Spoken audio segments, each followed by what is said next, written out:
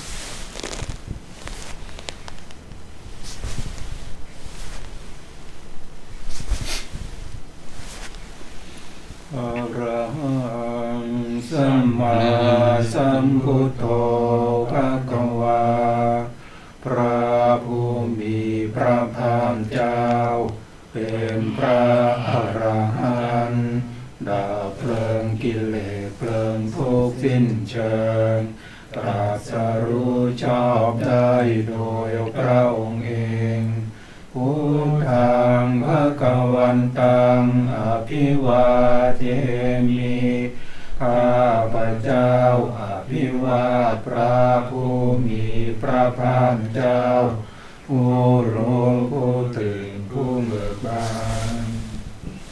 สวากขาโตภะคะวะตาธัมโมพระธรรมเป็นธรรมที่พระผู้มีพระภาคเจ้าตรัสไว้ดีแล้ว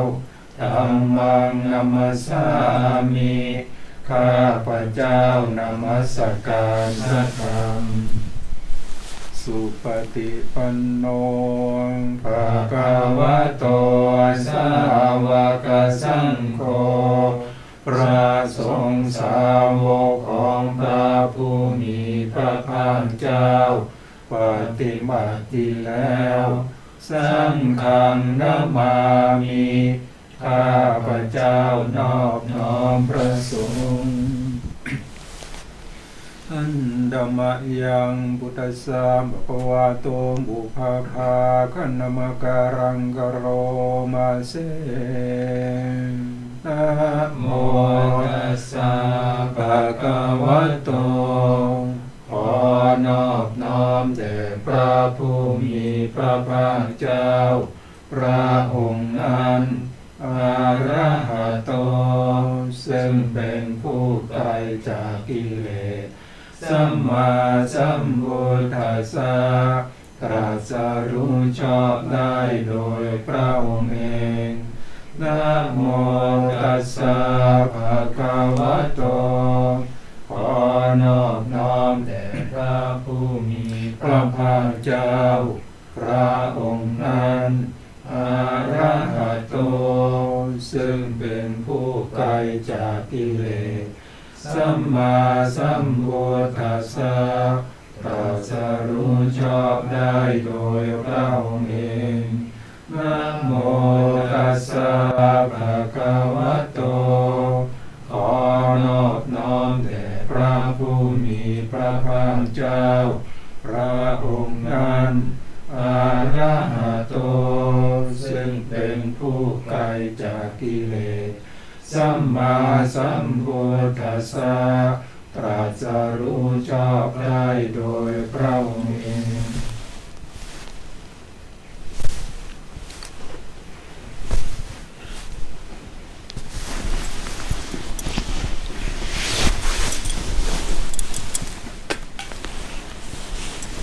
วันนี้ก็สมาธิเพื่อความพ้นทุกข์ซึ่งก็พรุ่งนี้ก็เป็นวันเสาร์เราจะได้หยุดอีก2 วัน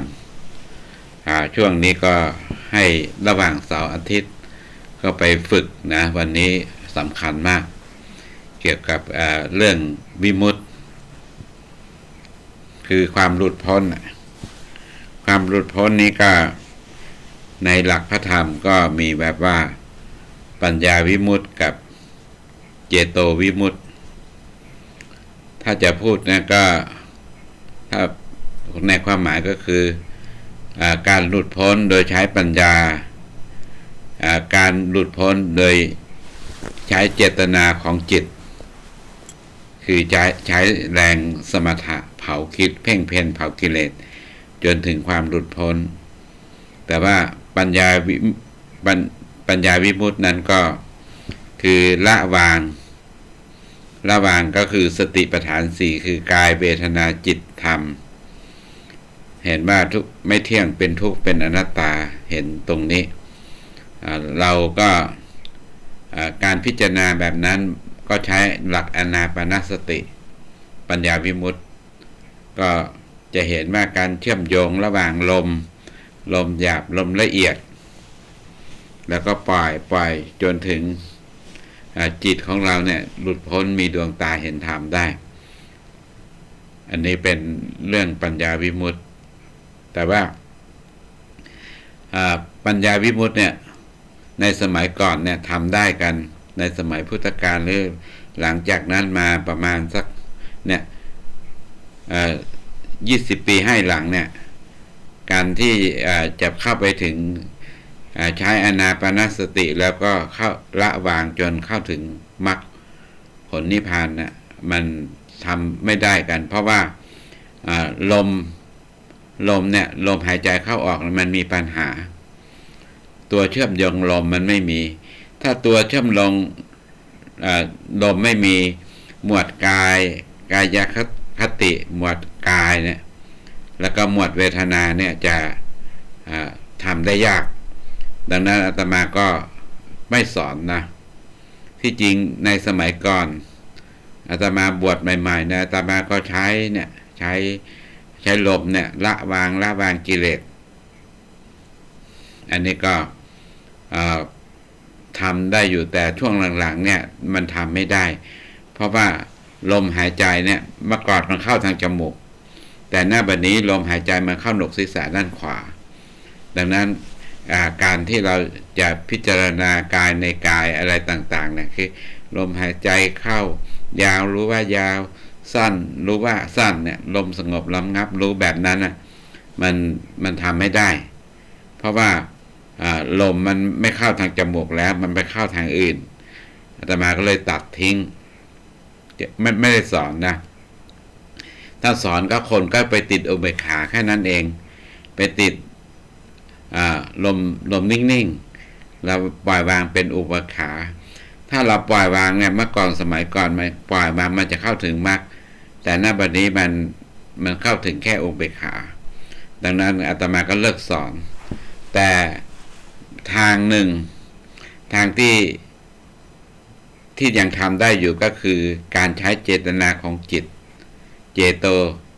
โตวิมุตติเนี่ยเราจะใช้เจตนาของจิตเนี่ยเผากิเลสและเผาตัณหาซึ่งวันนี้อาตมาก็จะสอนให้ตรงจุดนี้แล้วก็ตอนสุดท้ายตอนที่คอมเมนต์อาตมาก็จะขอให้พระอ้นนะได้ชี้แจงเกี่ยวกับเรื่องปัญญาวิมุตติกับเจโตวิมุตติเอาละนะวันนี้เราจะใช้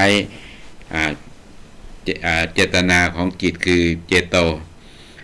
นั่งสมาธินะนั่งสมาธิกัน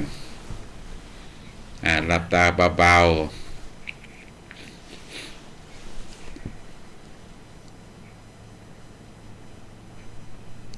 การในยุคใหม่เนี่ย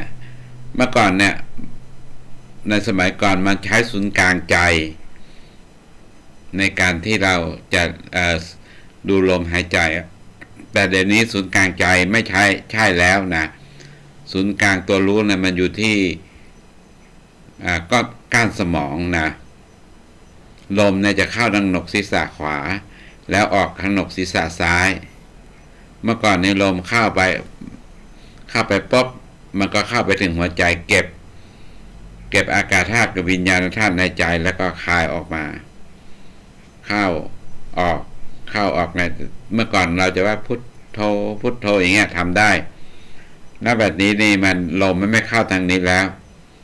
มันเข้าไม่ถึงหัวใจเชื่อมโยงการเชื่อมโยงไม่มีอาตมาก็ตัดทิ้งไปนะก็นึกลมหายใจเข้าหนกศีรษะขวาทุกคนนะนึกหนกศีรษะขวานึกลมเข้าตรงหนกศีรษะขวาแล้วก็มันจะผ่านก้านสมองข้างหลังนะ ที่ดวงตาที่สามเข้าหนกศีรษะขวาเอาไปเก็บผ่านตรงนั้นแล้วก็ออกมาออกมาซ้ายเข้าขวาออกซ้าย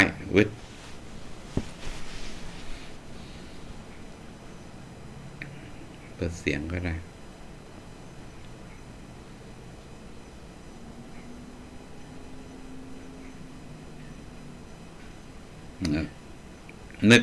นึกลมเข้าหนกศีรษะขวาแล้วมันไหลลงไปผ่านก้านสมองอากาศธาตุวิญญาณธาตุสีเหลืองสีขาวก็ไปอยู่ตรงนั้นแล้วก็วนกลับไปหนกศีรษะซ้ายวนเป็นรอบ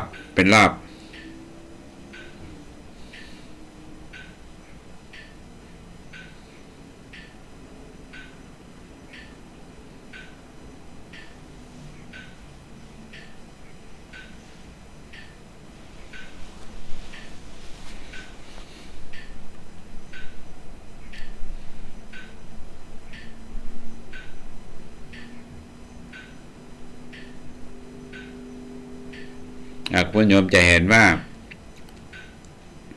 เมื่อลมมาที่ก้านสมองเนี่ยแล้วก็มากขึ้นนะสมองเราสว่างนะแล้วก็เมื่อมันมากขึ้นมันก็กระจายไปทั่วตัวไปไล่ความมืดความดำร่างกายเราตรงไหนมันดันออกลมก็เกิดการหมุนเข้านะเข้าขวาออกซ้ายขวาซ้ายเป็นวงกลมหมุนแบบนี้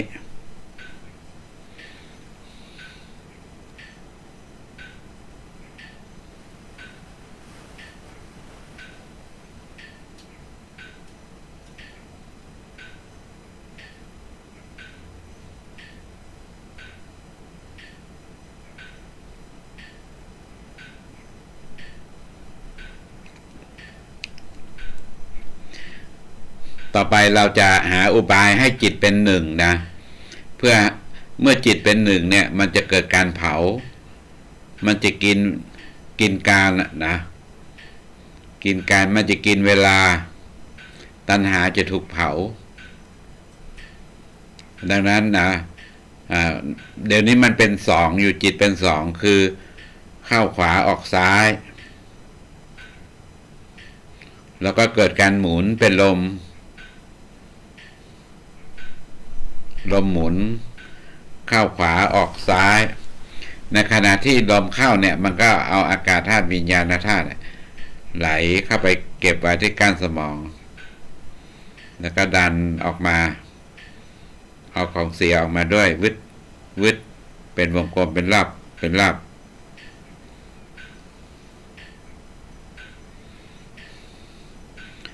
ถ้าโยมไปทำไปเรื่อยๆนะแล้วก็สมองของเราสว่างขึ้นแล้วนะเดี๋ยวเราจะหยุดนะให้มันสว่างก่อน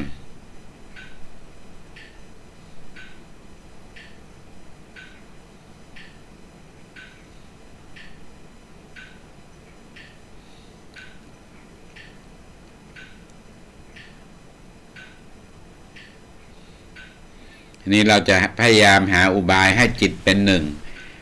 ไม่เป็นสองถ้าจิตเป็นสองเนี่ยลมเข้าออกเนี่ยมันเป็นสองแล้วก็เกิดการหมุนนะมันหมุนแล้วมันก็เอาอากาศธาตุวิญญาณธาตุเก็บไว้ก้านสมองเราสว่างแล้วนะสว่างทีนี้เราจะหาอุบายให้จิตเราเป็นหนึ่งให้คุณโยมเอาความรู้สึกร่วมในการหมุนนะความรู้สึกเราเนี่ยร่วมเข้าไปหนกศีรษะขวาแล้วก็ไปก้านสมองแล้วออกไปหนกศีรษะซ้ายร่วมกันหมุนเนี่ยความรู้สึกเราจะร่วมไปการหมุนเข้าหมุนออก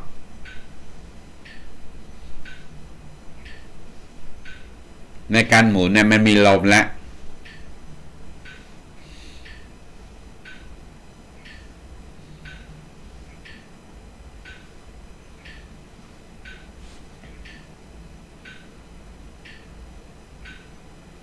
มันจิตเราเข้าร่วมนะมันเดี๋ยวเราจะดึงจิตเราออกนะมาเข้าร่วมกับลมเข้าลมออกแล้วเราจะดึงจิตเราออกเหนือลมประมาณ1 มิลนะเอาความรู้สึกเหนือการหมุนเนี่ยเหนือลมประมาณ1 มิลเท่าหัวไม้ขีดไฟอย่าเอาสูงมากถ้าสูงมากเนี่ยเราจะเหนือมันไม่ได้มันจะจิตมันจะคิดไปข้างนอกเอาเหนือประมาณ1 มิลเมื่อจิตเราเหนือลมแล้วจิตมันก็อยู่ของมันลมก็หมุนข้างล่างลมก็เข้าหนกศีรษะขวาไปออกศีรษะซ้ายหมุนข้างล่างจิตเมื่อกี้มันเราร่วมกับลมหน้าปัจจุบันนี้เราถอนจิตออกจากลมขึ้นเหนือการหมุนเนี่ยประมาณ1 มิลให้มันเหนืออันนี้เขาเรียกว่าเหนือลมได้ละถ้าเราเหนือลมได้จิตเราก็เป็น1ละอันนี้สงของจิตเป็น1เนี่ยมันสามารถเผาตัวมันเองแล้วเผาเวลาได้ที่อาตมาสอนวันนั้นที่เวลาเรากินเวลาได้นะตัณหาก็จะถูกเผากิเลสตัณหาถูกเผาได้เอาเหนือไว้นะเหนือไว้จิตเราเหนือลมก็หมุนข้างล่างอันนี้เราเหนือลมได้แล้วนะจำไว้นะจุดที่เหนือลมเราจำไว้จิตเป็น1ละเหนือลมถ้ามาร่วมกับลมมันจะเป็น2การเผาจะไม่มีนะจิตเหนือลมแล้วจำไว้นะต่อไปเราจะเอาเหนือแสงอีกจิตเราเหนือแสงนึกไปนะนึกไปที่ก้านสมองของเราเมื่อกี้ที่มันสว่างยกจิตเรานะยกจิตเราเหนือความสว่างประมาณ1 มิลความสว่างอยู่ข้างล่างจิตเราไม่ร่วมกับความสว่างยกความรู้สึกเหนือสว่าง1 มิลเสร็จแล้วนะเสร็จแล้วให้คุณโยมนึกนะนึกเหนือลมเมื่อกี้เอามาทับเหนือแสง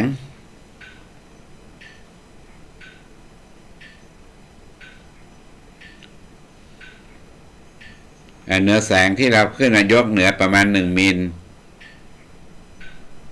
เราก็จะเห็นว่าจิตเราอยู่ข้างบนแสงอยู่ข้างล่างเอาความรู้สึกเหนือแสงใน1 มิลเนี่ยเอาไปให้จะเอาไปทับเหนือลมก็ได้หรือว่าจะเอาเหนือลมมาทับเหนือแสงก็ได้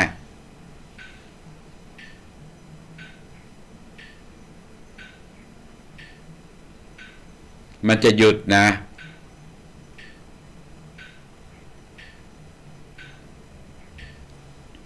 เหนือลมกับเหนือแสงมาชนกันมันจะหยุดเมื่อหยุดแล้วมันก็เกิดการเผาขึ้นนะ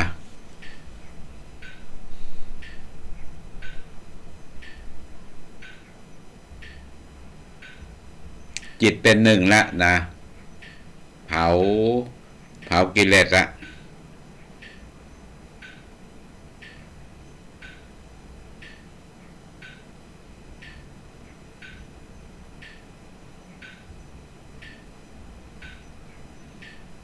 จิตไม่เคลื่อนนะจิตนิ่งๆเหนือลม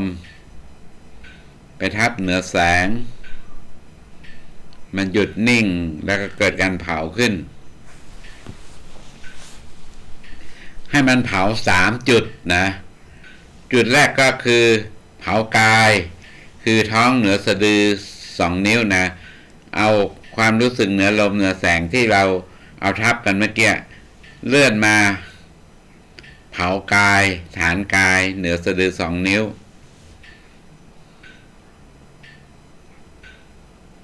กายเราก็จะโดนเผา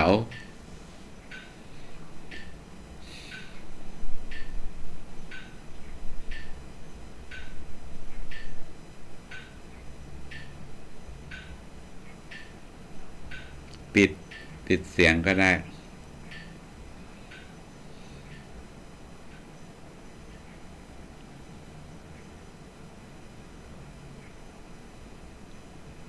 เราจะเห็นว่าเหนือลมเหนือแสงเนี่ยมันมีพลังงานมากเราเอาไปทับลงตรงที่ท้องเหนือสะดือ2 นิ้วนะท้องของเราร่างกายของเราที่มันเจ็บมันป่วยเรามีปัญหามันจะเผาอุปทานขันธ์ทางกายนะมันจะโดนเผาปล่อยให้มันเผาอย่างนั้นนะไม่เกี่ยวกับลมหายใจนะไม่ใช่ลมหายใจนิ่งๆนะจิตนิ่งๆจิตเหนือลมกับเหนือแสงนะมารวมกันเป็นหนึ่งเดียวแล้วก็เผาตรงฐานกาย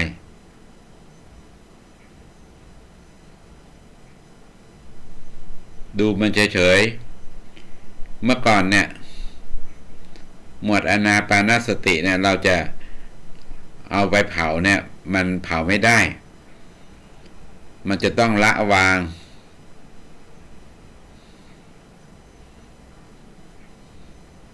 ถ้าปัญญาวิมุตติเนี่ยถ้าเราพิจารณากายในกายเนี่ยมันจะต้องละวางลมหยาบลมละเอียดแต่เดี๋ยวนี้เรา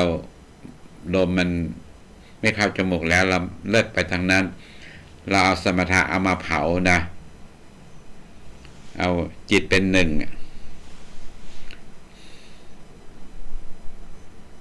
เหนือลมเหนือแสงเหนือลมเหนือแสงทับกันแล้วก็เอามาทับท้องเราอีกทีมันเกิดเผาขึ้นปล่อยมันเผานะตัวเราจะสว่างขึ้นมันเจ็บมันปวดตรงไหนความสว่างเนี่ยจะเข้าไปแทนที่ดันของมืดดำออกแล้วก็สว่างแล้วความเจ็บปวดก็ทุเลาลงนะนี่เผากายละ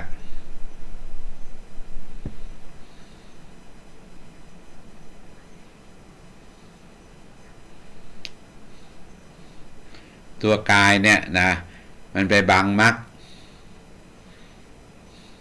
ถ้าเราเผา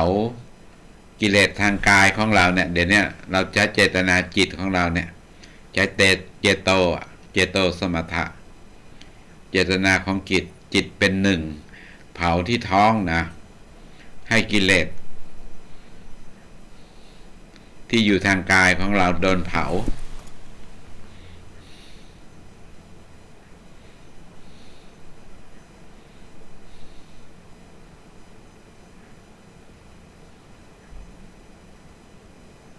คุณโยมจะเห็นว่ามันตอนที่เราเผาแรกๆมันมืดๆดำๆนะเผาไปนานเข้ามันก็สว่างขึ้นท้องสว่างขึ้นไล่ความมืดความดำออกจากร่างกาย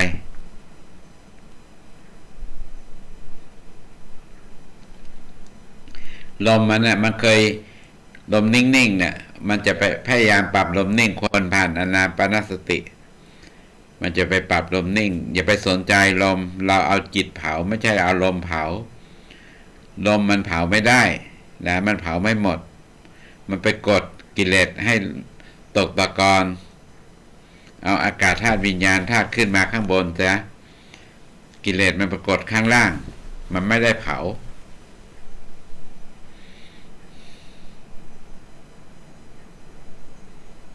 อันนี้มันเผาของมันแล้วเผาท้องจนสว่างทั่วตัวความปวดความเมื่อยอะไรต่างๆของเราโดนเผาหมดนะกายในกายเห็นกายในกายแล้วนะ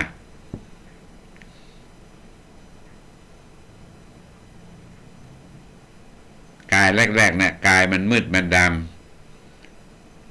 ำและนี่โดนเผา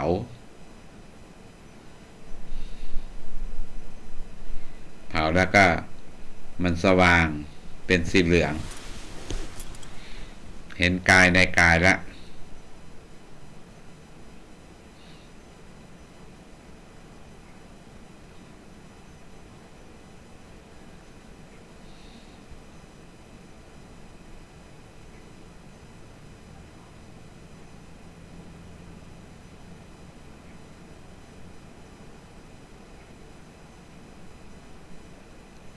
บางคนมันความเจ็บปวดมีเยอะมันเผายังไม่หมดนะเดี๋ยวต้องคุณโยมต้องไปเผาที่บ้านอีกแต่อาตมาเนี่ยจำเป็นที่จะต้องสอนต่อไปเผาไม่หมดก็เหมือนไม่เป็นไรต่อไปกายเราเผาแล้วนะต่อไปเวทนาคือใจของเรานะมาเผาที่ใจอีกนะเอาเหนือลมกับเหนือแสงเมื่อกี้ที่มันทับกันเมื่อกี้เอามาทับลงตรงใจให้มันเผาที่หัวใจ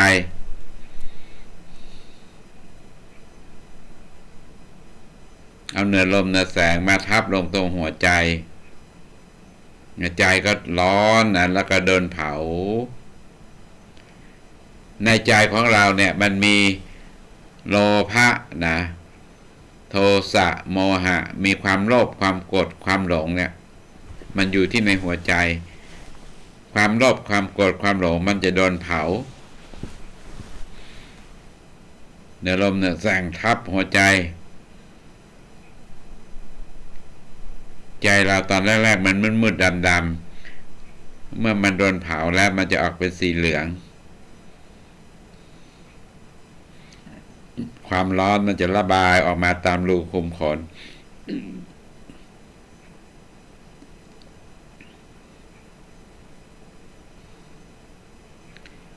ใจเนี่ยมันรับอารมณ์3เวทนา3อันทุกข์สุขเฉยเดี๋ยวนี้มันกำลังเผานะเผาทุกข์เผาสุขเผาเฉยอยู่ที่ใจนั่นแหละใจก็สว่างขึ้นนะออกสีขาว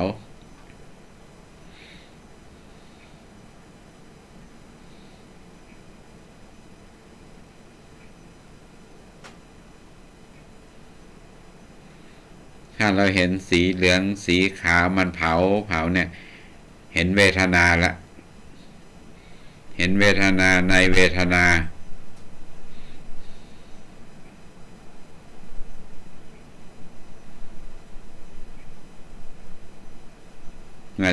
สว่างไปหมดนะตัวเราสว่างเซลล์เราเนี่ยที่ท่านรู้มีศูนย์กลางนิวเคลียสอยู่เนี่ยตัวที่มันเผาที่ในร่างกายของเราเนี่ยมันจะส่งพลังงานไป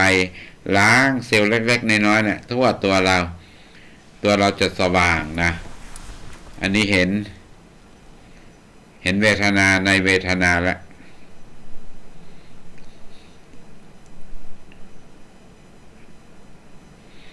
ต่อไปจิตเห็นจิตในจิตความคิดนะความคิดเนี่ยมันอยู่ระหว่างคิ้วนะความรู้สึกความนึกความคิดเนี่ยอยู่ระหว่างคิ้วให้คุณโยมเอาเหนือลมกับเหนือแสงเนี่ยมาทับลงตรงที่ระหว่างคิ้ว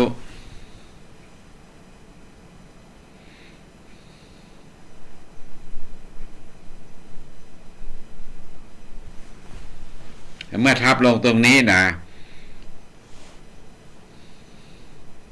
ตัณหาจะโดนเผานะกิเลสเนี่ยกิเลสที่มันเกิดที่ท้องมันก็เผามาแล้วกิเลสที่ใจมันก็เผาแล้วกิเลสที่จิตนะที่มันไปชอบทั้งหลายแล้วมันเก็บไว้เนี่ยมันจะโดนเผาเราเอาจิตเหนือลมเหนือแสงเผาตรงหว่างคิ้วเนี่ยสัญญาของเราก็จะ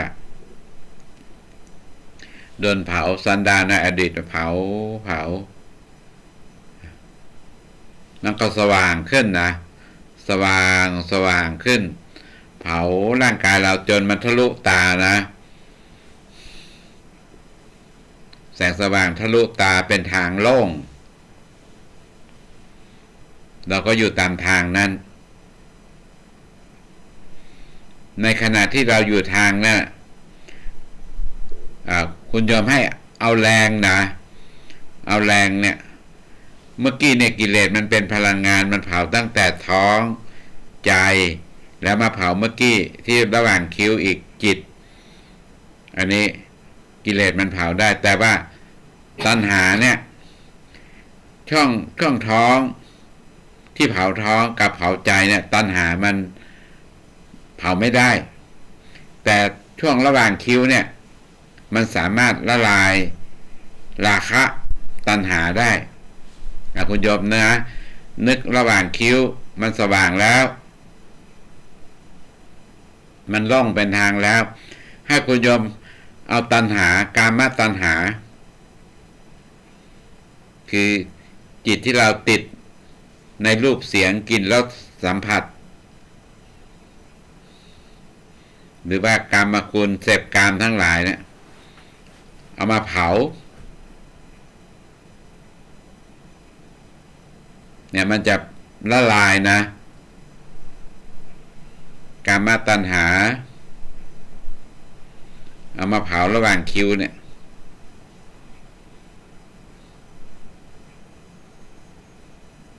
โลภะโทสะโมหะ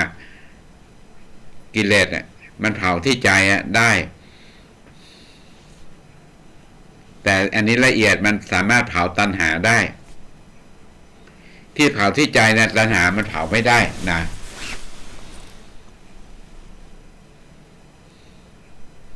นึกถึงกามตัณหาการเสพกามรูปเสียงกลิ่นรสสัมผัสที่เราชอบทั้งหลายเนี่ยเอามาเผา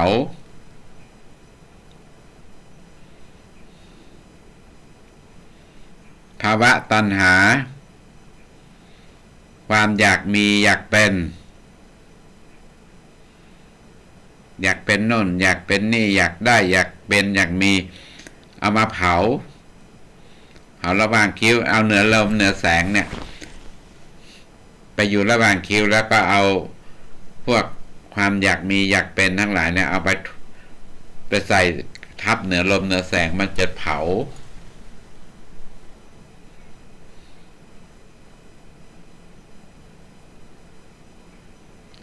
คุณโยมแสงธรรมกับคุณโยมยาดาเผานะคุณชาคิดเนี่ยเผาตรงจุดเนี้ยที่มักเราทำไม่ได้กันนะตรงที่นะข้ากามตัณหาภาวะตัณหาวิภาวะตัณหาเนี่ยเอามาเผาระหว่างคิ้ว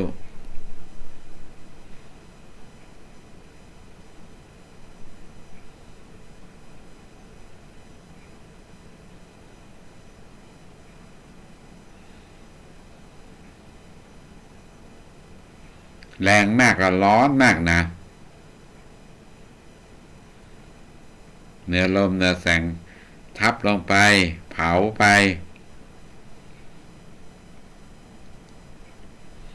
จนเป็นทางโล่งนะเป็นทางโล่งแล้วนะกามตัณหาภาวะตัณหาซึ่งเป็นแรงมันยังค้างอยู่นะเผามันจนไหม้หมดถ้าเผา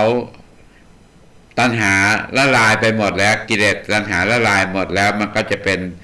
สภาวะมรรคนะที่เราเห็นทางโลกเนี่ยมันตัณหามันยังเผายังไม่หมดนะ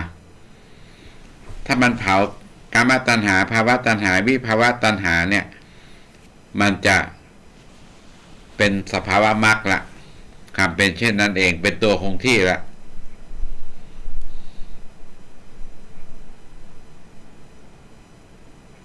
เต็มจักรวาลหมดนะแต่ว่าถ้าเราเผาเนี่ยมันจะแข็งอยู่แล้วก็เผาเรื่อยๆจนมันละลายหมดนะกามตัณหาภาวะตัณหาวิภาวะตัณหามันก็จะเป็นสภาวะตัวคงที่เต็มจักรวาลราบเรียบหมดนะอันนี้เราเผากิเลสตัณหาได้แล้วนะมันก็เป็นตัวคงที่เป็นมรรคนะก็อยู่แบบนั้น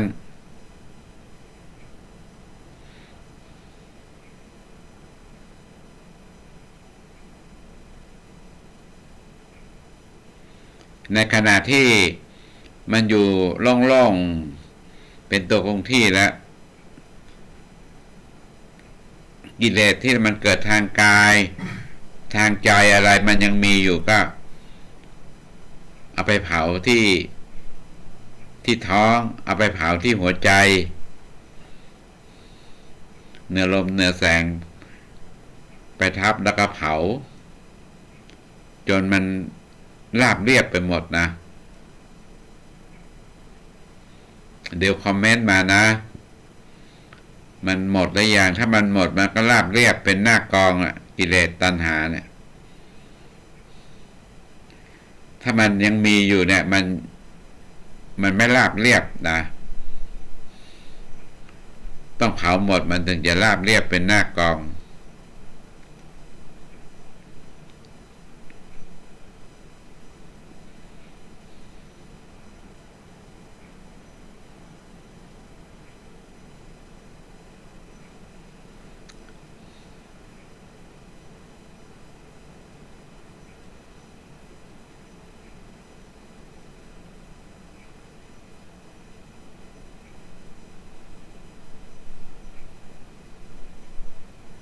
ไม่เกี่ยวกับลมนะอย่าปรับลมนิ่งๆมันจะเผาไม่หมดเอาจิตเผาไม่ใช่ลมเผา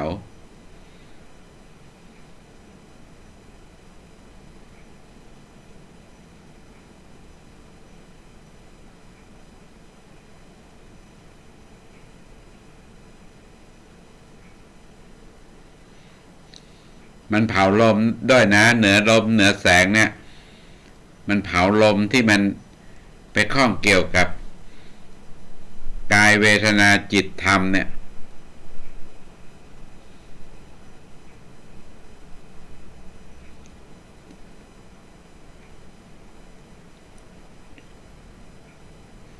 เห็นธรรมในธรรมเราก็จะเห็นนะถ้ามันเผาแล้วเป็นธรรมสงบราบเรียบนะเป็นอสังคตะธรรมนะไม่เปลี่ยนแปลงถ้ามันยังมีกิเลสอยู่กิเลสตัณหาอยู่มันก็เกิดความเคลื่อนเปลี่ยนแปลงอยู่เห็นความตัวคงที่ไม่เปลี่ยนแปลงแล้วก็คือตัวนิ่งนะแล้วก็ตัวไหวก็คือการเปลี่ยนแปลงเห็นธรรมในธรรมและเห็นสังคตะธรรมอสังคตะ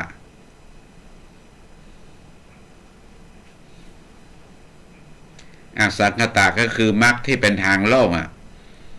กิเลสเผาหมดราบเรียบเป็นตัวคงที่ไม่เปลี่ยนแปลงตัวนี้ตัวเปลี่ยนแปลงก็คือกิเลสที่เราเผาไม่หมดเนี่ยมันพร้อมที่จะกำเริบเข้ามามันจะทำให้เราเปลี่ยนแปลงเราไปรับทุกข์รับตัณหาเข้ามาอีกรับทุกข์เข้ามาอีก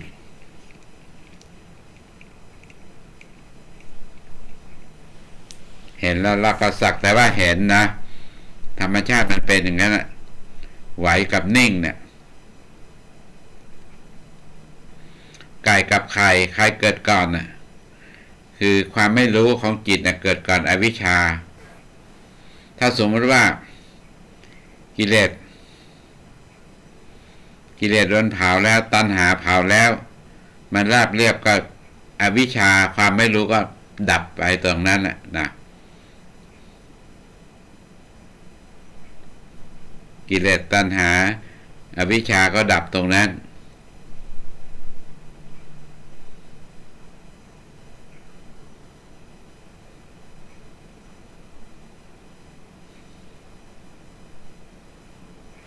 ถ้าบุคคลนะเผาอย่างนี้ตลอดนะ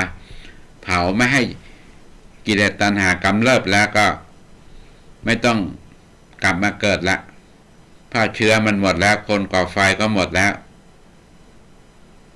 ก็อยู่อย่างเนี้ยนะกิเลสตัณหาไม่ที่เป็นเชื้อนะไม่มีแล้วก็ไฟจะมีมาแต่ไหนก็เป็นสภาวะเช่นนั้นเองตัวคงที่ว่ามรรค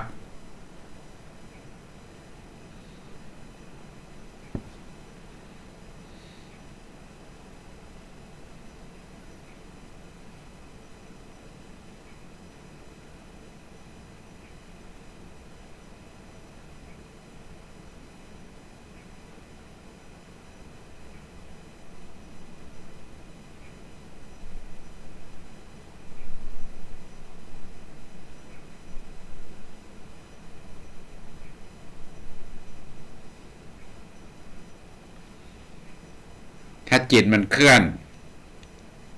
จิตมันเคลื่อนมันเป็นสังคตะเนี่ยการเผาจะไม่มีนะคุณโยมจะต้องนึกเหนือลมเหนือแสงไปทับมันจะเผาทันที ถ้าไปอยู่กับตัวเคลื่อนไหวอ่ะตัวธรรมะตัวสังคตะความเคลื่อนปรากฏ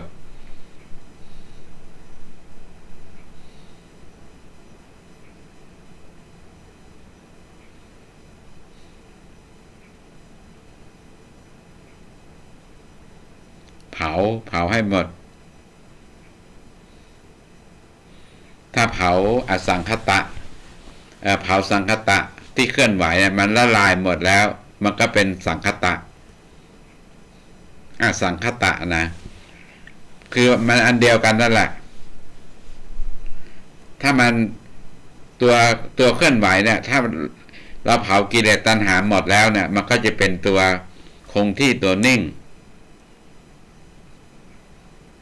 ถ้าเผาไม่หมดมันก็จะกระเพื่อมอย่างเงี้ยมันอันนี้เปลี่ยนแปลงแต่ว่าถ้าไม่ให้กิเลสตัณหาเกิดเผามันหมดก็มันไม่เปลี่ยนแปลงเชื้อหมดแล้วคนก่อไฟก็หมดแล้วก็อย่างนั้นนิพพานไปแล้วพ้นทุกข์ละนะอยู่อย่างนั้นไปเรื่อยๆนะ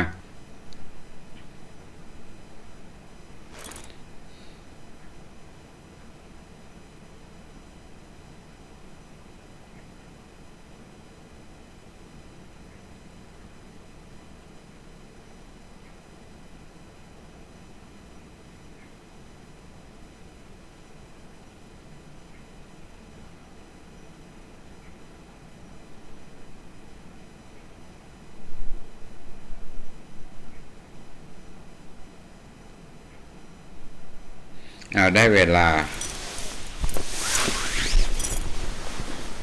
สัพเพสัตตาสัตว์ทั้งหลายที่เป็นเพื่อนทุกข์เกิดแก่เจ็บตายกันทั้งหมดทั้งสิ้นอเวราหุนตุจงเป็นสุขเป็นสุขเถิดอย่าได้มีเวรซึ่งกันและกันเลยอัพพยาปชาหุนตุจงเป็นสุขเป็นสุขเถิดอย่าได้เหยียดเบียนซึ่งกันและกันเลยอนีฆาหุนตุจงเป็นสุขเป็นสุขเถิดอย่าได้มีความทุกข์กายทุกข์ใจเลยสุขีอัตานังปริหารันตุจงมีความสุขกายสุขใจรักษาตนให้พ้นจากทุกภัยทั้งสิ้นเถิดเราก็ได้เรียนเกี่ยวกับการเผากิเลสและตัณหาซึ่งถ้าคนไหนทำได้เนี่ยคนนั้นจะมีความสุขนะว่าสามารถละลายทุกข์ได้เพราะกิเลสตัณหาเนี่ยมันเป็นทุกข์ทำให้จิตเราไม่หลุดไม่พ้นถ้าเรามีวิธีการที่เผากิเลสตัณหาได้นะความวิตกกังวลที่ว่าเราจะหายไปแล้วก็เราจะดำรงองค์มรรคไม่ได้เนี่ยถ้ามันมีมาแล้วก็เผาอันนี้ก็เป็นเรื่องที่ละเอียดนะก็เผาเรื่อยๆก็คงทำกันได้หรือไม่ได้ลองคอมเมนต์มานะคอมเมนต์มากันว่าสิ่งที่อาตมาให้ตัวเนี้ยมั่นใจหรือยังว่าเผากิเลสตัณหาได้แล้วคอมเมนต์นะเริ่มตั้งแต่คุณชัชชาคิดกราบคุณเดิมกราบแม่เจียนงกราบคุณแสงธรรมกราบคุณยาดากราบคุณกัญชัยกราบคุณปัญญากราบคุณกนะกราบคุณสุภาพกราบคุณศรีรัตน์กราบชัยวุฒโธกราบมนัญญากราบอาจารย์กอบกุลกราบคุณคุณเดี๋ยวคุณคงจำแจ้งมั่งนะแจ้งจอมดอย ภาษาอังกฤษเปลี่ยนจอมแจ้งดอยจอมแจ้งเนาะก็พระครูอดุลแน่นอนละก็กราบคอมเมนต์มานะคอมเมนต์มาว่าทำกันได้หรือไม่ได้แต่ในเมื่อไม่คอมเมนต์อาตมาก็จะให้ท่านอ้นนะมาบรรยายนิมนต์มาทางนี้เกี่ยวกับเรื่องปัญญาวิมุตติกับเจโตวิมุตตินะว่ามันแตกต่างกันยังไงที่อาจารย์สอนเนี่ยมันเป็นเจโตวิมุตติเอาละขอให้ฟังกันนะครับก็ถ้าจะอธิบายในส่วนนี้ก็จะขอเท้าความไปถึงปกิจจสมุปบาทสักช่วงหนึ่งนะครับเพราะว่ามันจะเกี่ยวโยงกันเจโตวิมุตติเนี่ยตัวหลักใหญ่เลยก็คือเราใช้กำลังสมาธิเพื่อให้จิตมันนิ่งแล้วก็ไม่เคลื่อนนะครับเพื่อเผาอะไรเผากิเลสตัณหานะครับที่มันมีอยู่แล้วในความเป็นเรานะฮะเราสะสมเอาไว้นานมากแล้วนะฮะทีนี้เนี่ยไอ้ตัวกิเลสตัณหาตัวนี้มันมาจากไหนนะฮะถ้าเราดูในปกิจจสมุปบาทในช่วงที่มันเกิดผัสสะเนี่ยก็จะเห็นเลยว่า ในส่วนนี้มันมาจากตัวกายนะฮะที่เป็นส่วนที่เรียกว่าส่วนหยาบเป็นกายหยาบนะฮะก็คือมันก็จะมีช่องทางเข้ามาจากทางอายตนะทั้ง5นั่นนะครับก็คือตาหูจมูกลิ้นกายนะฮะพอมันกระทบผัสสะสิ่งที่มันพอใจมันก็เก็บจำเอาไว้มีเวทนาเกิดขึ้นเป็นความพอใจก็เก็บเวทนาที่พอใจนั้นเอาไว้เวทนาที่เกิดจากความพอใจพระเจ้าบอกว่ามันจะสะสมเก็บเป็นอนุสัยที่เรียกว่าราคะนะครับแล้วก็ถ้าเป็นภาษาที่กระทบมาแล้วเนี่ยแล้วเราไม่ชอบไม่พอใจมันก็จะสะสมเป็นอนุสัยที่เรียกว่าตัวปฏิฆะหรือโทสะไอ้ส่วนที่กระทบมาแล้วภาษาที่กระทบมาแล้วเนี่ยเป็นตัวไม่สุขไม่ทุกข์หรือเฉยๆเนี่ยอันนี้พระเจ้าบอกว่ามันจะสะสมอนุสัยที่เป็นอวิชชานะฮะแล้วก็พอมันรับผัสสะเข้ามาแล้วเนี่ยมันก็ยังไปสร้างตัวอุปทานขันธ์5นะฮะไปยึดมั่นถือมั่นว่าขันธ์5ที่มันรับรู้ได้ว่ามีเนี่ยทางกายผ่านอายตนะทั้ง5นะครับแล้วก็ทางใจเนี่ยผ่านความคิดนึกนะฮะสะสมเป็นสัญญาในอดีตปรุงแต่งขึ้นมาใหม่แล้วก็รู้สึกสุขทุกข์กับสิ่งที่เราคิดนึกขึ้นมาได้อีกอันนั้นนี่ก็จะเป็นส่วนที่มันมาจากในภาษาทางใจนะครับส่วนพวกนี้เนี่ยมันก็จะสะสมเป็นอุปทานขันธ์5ว่ารูปเวทนาสัญญาสังขารและวิญญาณเนี่ยมันเป็นตัวตนเป็นอัตตาของเรานะฮะไปยึดมั่นถือมั่นว่าสิ่งเหล่านี้เป็นเราขึ้นมาแล้วก็ยังสร้างตัวอุปทานในส่วนที่เป็นอุปทาน4ก็คือทิฏฐินะครับแล้วก็อัตตาแล้วก็ศีลพัตตุปาทานแล้วก็กามุปาทานก็คือผ่านอายตนะทั้งนั้นเลยนะฮะก็คือถ้ารับกามคุณ5มามีความพอใจก็สะสมเป็นกามขึ้นรับฟังมาคิดมาเห็นมาก็จะสร้างทิฏฐินะฮะทิฏฐิจะมี4แบบก็คือเชื่อว่าสิ่งหนึ่งสิ่งใดเกิดขึ้นแล้วเนี่ยยึดมั่นถือมั่นว่ามันคงอยู่มีอยู่หรือไปเชื่อว่าสิ่งใดสิ่งหนึ่งเนี่ยเกิดขึ้นแล้วเนี่ยเมื่อตายไปสลายไปแล้วก็ดับสูญไปเลยจะไม่มีอีกนะฮะไอ้ทิฏฐิพวกนี้ก็จะเป็นมิจฉาทิฏฐิซึ่งรวมกันทั้งหมดทั้งหลายทั้งปวงเนี่ยมันก็จะกลายเป็นตัวอนุสัยนะครับอนุสัยที่นอนเนื่องทำให้เรายึดมั่นถือมั่นว่าเนี่ยมันเป็นเราอยู่แล้วก็ดึงจิตเราไว้ยึดจิตเราไว้เนี่ยไม่ให้มันหลุดพ้นออกไปนะฮะก็จะไม่เห็นความจริงว่าจริงๆแล้วเดิมเนี่ยตัวขันธ์5มันไม่ใช่เรานะฮะ แล้วเราหลงเข้าไปยึดว่ามันเป็นเราเข้าเพราะฉะนั้นเนี่ยเจโตเนี่ยสมถะเนี่ยเมื่อปฏิบัติแล้วทำแล้วเนี่ยพอจิตเรานิ่งเนี่ยมันจะไปทำลายตัวอนุสัยทั้งหมดที่มันเกิดจากผัสสะนะครับทั้งหมดที่กล่าวมาเมื่อกี้เนี่ยเกิดจากผัสสะทั้งนั้นเลยเกิดจากกายหยาบนี่แหละนะฮะพอจิตมันนิ่งเนี่ย เป็น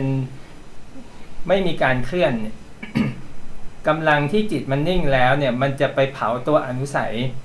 ทั้งหมดที่มันถูกสร้างขึ้นมาที่พูดไปถึงเมื่อกี้นะฮะมันจะไปทำลายอนุสัยพวกเนี้ยให้มันคลายออกไปเรื่อยๆเรื่อยๆเรื่อยๆจน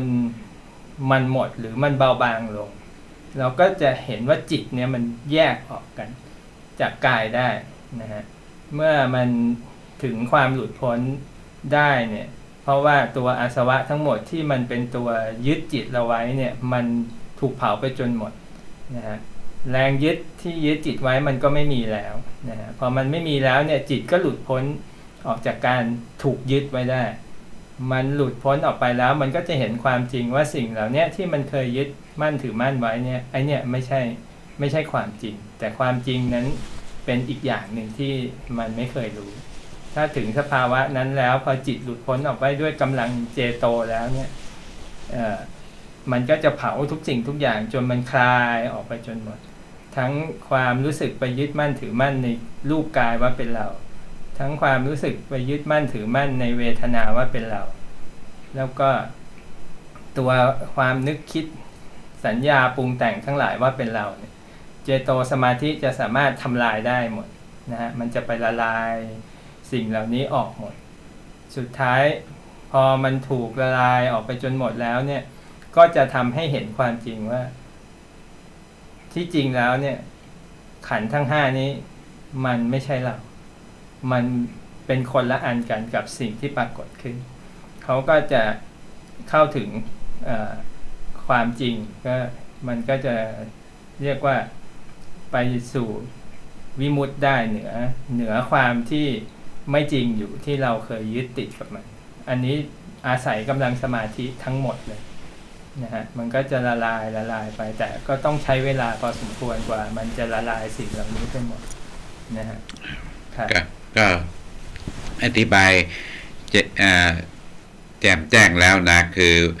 สิ่งที่เราเผากันเนี่ยถ้าจะพูดไปมาอาตมาเป็นภาษาลูกทุ่งพูดเผาเอานั้นเผานะที่แท้ก็จิตมันมีกำลังเป็นหนึ่งเป็นใช้เจตนาเจโตเนี่ยเผามันก็เผาได้อย่างท่านอ้นบอกว่าเผากิเลสตัณหาได้แล้วก็เมื่อมันหมดแล้วก็ธรรมชาติเดิมก็โผล่ขึ้นมาก็เราก็ได้เห็นความจริงแล้วนะต่อไปก็เมื่อกี้นะเราต้องไปเผาต่ออีกนะตอบคอมเมนต์คุณชัดชาคิดกับพระอาจารย์ค่ะเผาได้ค่ะยังเหลือที่หัวใจอยู่ค่ะมันยังร้อนอยู่เดี๋ยวจะเผาต่อไปจนโล่งเหมือนเดิมค่ะขอบคุณพระอาจารย์นะเผากันไปคุณยาดายังเผาอยู่เจ้าค่ะกับขอบคุณพระอาจารย์เผาเยอะๆจนมันไม่ต้องไปผุดไปเกิดกันละคุณแสงธรรมพระอาจารย์ค่ะพอเผาจนนิ่งแล้วความนิ่งไปเท่ากับความคงที่ของมรรคจิตตึงว่ามรรคเป็นยังไงเหมือนจิตเปลี่ยนฝั่งจากที่เป็นจุดพอนิ่งกลายเป็นตัวคงที่เป็นทางแทนค่ะนั่นแหละคือว่ามรรคที่เขาพระองค์ท่านว่าทางคือตัวเนี้ยทุกสมุทัยนิโรธมรรคเนี่ยคือตัวนี้นะเขาแปลว่ามรรคคือทางต่อไปก็คุณกันนะวันนี้ปฏิบัติตามพอทับการเผาตามจุดต่างๆทั้งกายและจิตครับแต่เผายังไม่หมดยังไม่ล่องครับคงต้องไปปฏิบัติต่อกับคุณพระอาจารย์ครับอย่าลืมนะต้องฉลาดนะคนฉลาดนี่นะเขาเผาครั้งเดียวนะก็ไม่ต้องเผาละ แต่คนไม่ฉลาดเนี่ยเผาแล้วเหมือนกับซักผ้าคุณโยมซักผ้าแล้วก็คนไม่ฉลาดซักผ้าแล้วก็ไปย้อมกิเลสมันดำผ้าดำก็มาซักมันขาวแล้วก็เอาไปย้อมกับกิเลสอีกนะอันนี้ก็มัวแต่ซักผ้าอยู่นะไม่ต้องทำอะไรเผาอยู่นั่นแหละนะถ้าคนฉลาดเขาก็เผาตั้งแต่การกระทบภาษะนะกระทบแล้วก็เผาตรงนั้นเลยไม่ต้องไปให้มันค้างแล้วมาเผานะคุณแสงธรรมพระอาจารย์คะพอเขาจนนิ่งแล้วความนิ่งไปเท่าของที่ของมรรคจิตถึงว่ามรรคเป็นยังไงถูกต้องละเหมือนจิตที่ฟังอันนี้ก็ตอบเมื่อกี้แล้วนะคุณวาลุณีก็กลับเฉยๆคุณยาดาพอเผามาถึงจิตทำให้ตัณหาที่เกาะปัจจุบันถูกเผาได้ถูกต้องละเวลามันเป็นหนึ่งเวลาไม่มีละมันเผาตัณหาได้แต่พอจิตเป็นมรรคทำให้เจตสิกที่ฝังไว้ถูกถอนได้ใช่ไหมเจ้าคะใช่ถูกต้องนะตัวค้างกิเลสเก่าที่มันค้างเป็นอนุสัยมันถอนออกมาอย่างนี้ตัณหาที่เป็นรังรัดจิตในปัจจุบันต่างจากอนุสัยอย่างไรเจ้าค่ะตัณหาที่รังจิตในปัจจุบันต่างอนุสัยคือไฟเก่าไฟใหม่นะอันเก่าก็เป็นไฟอยู่แล้วฝังอยู่อันใหม่ก็ไฟอีกก็มารวมกันไฟสองอันแล้วก็มันเผาถ้าเราไม่เผาเราจนทุกข์มากขึ้นแต่ว่าถ้าเราเผามันจนละลายไปหมดนะอนุสัยแล้วมันก็จะหมดไปอย่าไปสะสมไฟใหม่ก็เอาสตินะถ้าได้มรรคก็เอามรรคประหารหรือว่าเผาให้มันหมดนะจะไปให้มันเป็นติดเป็นอนุสัยค้างมันจะออกยากคุณแม่ชีอนงกราบเรียนพระอาจารย์ครับปฏิบัติตามคำสอนและมีความมั่นใจตั้งแต่ท่านพระอาจารย์สอนวิธีนี้เรื่องมรรคชัดมากค่ะเหนือลมเหนือแสงทับกันแล้วทะลุออกตาเอาที่ล่องมาทับที่เหนือสะดือ2 นิ้วสักคู่ทะลุออกตาเก่งมากเอามาทับที่ใจสักคู่ก็ทะลุออกตาเก่งเอามาทับระหว่างคิ้วก็คลายออกจากสิ่งที่แฝงอยู่เหลืออีกประมาณ1เดี๋ยวจะเป็นผัดต่อครับเอาให้มันหมดเลยนะอย่าให้มันเหลืออย่าให้มีเชื้อกับขอบคุณพระอาจารย์แม่ชีก็เก่งนะทำได้คุณกันนะกับสอบถามพระอาจารย์เพิ่มเติมครับตามที่ผมเข้าใจแรงที่เกาะจิตปัจจุบันเป็นตัณหาอยู่ที่ตรงหน้าผากเป็นแรงสร้างเจตนาส่วนอนุสัยคือแรงที่รัดกิเลสฝังไว้เป็นแรงที่ฝังไว้อีกทีต้องถอนด้วยมรรคเท่านั้นหรือเปล่าครับมรรคมรรคนี่เผาได้ถ้ามรรคเราเนี่ยแรงมากมันตัดช็อปเลยนะคือประหารเลยแต่ว่าการเผาเนี่ยมันเป็นที่มันมีเจตนาของจิตนะให้จิตเป็นหนึ่งแล้วเกิดการเผาขึ้นแต่ว่ามรรคเนี่ยมันเป็นทางของมันแล้วอะไรเข้ามาทางแล้วมันที่คำดำเนินองค์มรรคกิเลสที่เกิดจากของคู่ดีชั่วแบบบุญคุณโทษมันเข้ามาปุ๊บมันจะละลายหมดอันนี้คือว่าดำเนินองค์มรรคต้องถอนด้วยมรรคเท่านั้นนะครับส่วนอนุสัยคือแรงรัดกิเลสฝังเอาไว้เป็นแรงที่ฝังไว้อีกทีต้องถอนด้วยมรรคเท่านั้นเลยครับท่านตอบสิก็ถ้าได้มรรคแล้วก็ใช้มรรคได้เลยครับเอามรรคลงไปละลายได้แต่ถ้ายังไม่ได้มรรคก็ทำจิตให้นิ่งแล้วก็จี้ลงไปก็พอจิตมันนิ่งมันก็จะเกิดการเผาขึ้นพอมันเผาเยอะๆตัวอนุสัยมันก็จะถูกถอนออกพอมันถอนออกไปมากๆทีนี้มันก็จะกลายเป็นมรรคเป็นทางขึ้นมา เอาละนะเข้าใจนะคุณแสงธรรมพระอาจารย์คะพอจิตปัจจุบันโดนเผาจิตอดีตจิตอนาคตก็โดนเผาไปด้วยเก่งมากเก่งมากทำให้ทราบเลยว่าจิตปัจจุบันเป็นตัวขวางกั้นอดีตและอนาคตนะคะใช่ถูกต้องถ้าจิตปัจจุบันนะเรามีสตินะมันดับตรงเหตุนะมันไม่เป็นมันไม่มีละตัวตนมันจะไม่มีแต่ว่าจิตปัจจุบันขณะเนี่ยเราไปรับแรงเอาตัณหาไปรับกิเลสไว้เป็นดวงมันขับเคลื่อนจะว่าเป็นตัวขัดขวางก็แล้วแต่ว่าปัจจุบันขณะเนี่ยถ้าจิตเราเป็นปัจจุบันเนี่ยมันจะเกิดการเผาแต่ถ้าจิตเราไม่เป็นปัจจุบันขณะคือสติเราไม่ดับตรงเหตุเนี่ยมันจะเป็นอนุสัยกิเลสที่ค้างไว้คุณกันนะเลื่อนขึ้นหน่อยความคิดใหม่เนี่ยลบไม่เห็นคุณกันนะขออนุญาตสอบถามอาจารย์เพิ่มอีกครับวิธีเผานี้ใช้กำลังสมาธิถ้าไม่นิ่งระหว่างเผาอยู่มีหลุดไปคิดเรื่องอื่นทำให้การเผาหยุดแบบนี้ต้องฝึกอย่างไรให้มีจิตตั้งมั่นและเผาได้ไม่บล็อกแวกครับคุณโยมอย่าไปนึกลมนะที่อาจารย์มาว่าอย่าไปเอาลมนะอย่าไปนึกลมนะลมเนี่ยทำให้จิตมันไม่นิ่งดังนั้นถ้าเราละลมแล้วเราไม่เอาจิตเอาลมมาร่วมกับการเผาเนี่ยจิตมันจะเผาได้ดีมากนะมันไม่วอกแวกไปไหนก็คงหมดแล้วนะขอความรู้แจ้งเห็นจริงในพระธรรมจงบังเกิดแก่บรรดาสาธุชนทุกท่านทุกคนเทอญ